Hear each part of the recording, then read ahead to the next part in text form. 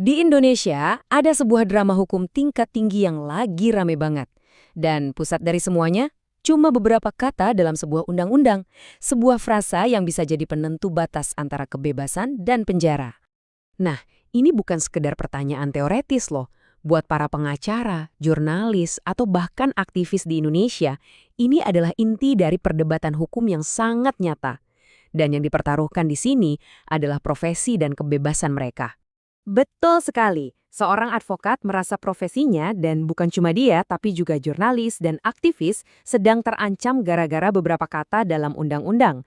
Dan dia nggak tinggal diam. Dia putuskan untuk melawan, membawanya sampai ke Mahkamah Konstitusi. Oke, mari kita bedah kasusnya. Fokus kita kali ini ada pada dua kata, atau tidak langsung. Dua kata yang kedengarannya sepele ya, tapi ternyata implikasinya luar biasa besar. Dan ini bukan sembarang pengadilan, ini adalah Mahkamah Konstitusi. Keputusan apapun yang mereka ambil di sini sifatnya final dan mengikat. Ini menunjukkan betapa seriusnya pertaruhan dalam kasus ini. Jadi, biar jelas ya, pemohonnya adalah Dr. Hermawanto.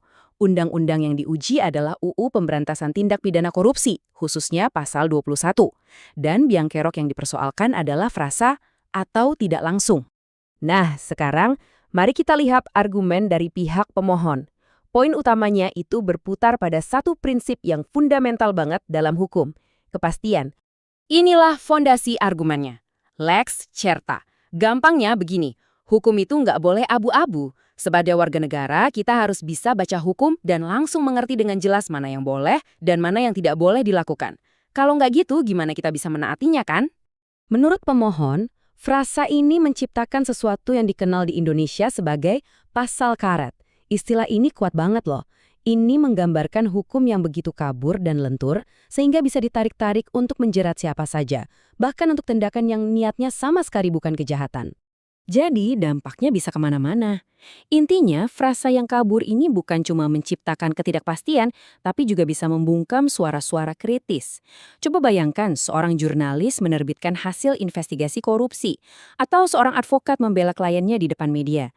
Dengan hukum yang lentur seperti ini, tindakan yang sepenuhnya sah itu bisa saja dipelintir dan dianggap sebagai upaya menghalangi penyidikan secara tidak langsung.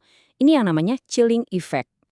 Tentu saja, selalu ada sisi lain dari perdebatan ini. Pemerintah dan DPR punya alasan kenapa frasa ini ada di sana. Mari kita lihat argumen mereka. Nah, ini dia inti konfliknya. Di satu sisi timbangan, ada ancaman terhadap hak-hak dasar dan kepastian hukum. Di sisi lain, pemerintah berargumen bahwa frasa ini adalah alat yang vital dalam perang melawan korupsi. Mereka bilang koruptor seringkali licin, bertindak secara tidak langsung melalui perantara, dan hukum harus bisa menjangkau mereka. Oke. Saat perdebatan ini tampak seperti jalan buntu antara dua prinsip yang saling bertentangan, muncul sebuah perkembangan baru yang, wow, mengejutkan. Dan ini mengubah seluruh konteks perdebatan. Betul sekali. Sementara kasus ini berjalan, Indonesia telah mengesahkan KUHP nasional yang baru, sebuah kodifikasi hukum pidana yang modern. Dan yang terpenting, KUHP baru ini juga mengatur tentang obstruction of justice. Dan disinilah letak kuncinya. Kalau kita bandingkan, perubahannya sangat drastis. Di KUHP nasional yang baru, frasa krusial atau tidak langsung dihapus seluruhnya. Lenyap.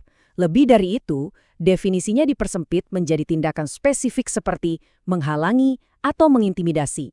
Dan yang terpenting, ditambahkan syarat niat jahat yang jelas, dengan maksud untuk memaksa atau membujuk. Dan ini bukan kebetulan loh. Keterangan ahli di persidangan mengkonfirmasi bahwa para pembuat undang-undang secara sadar mengubah rumusan ini.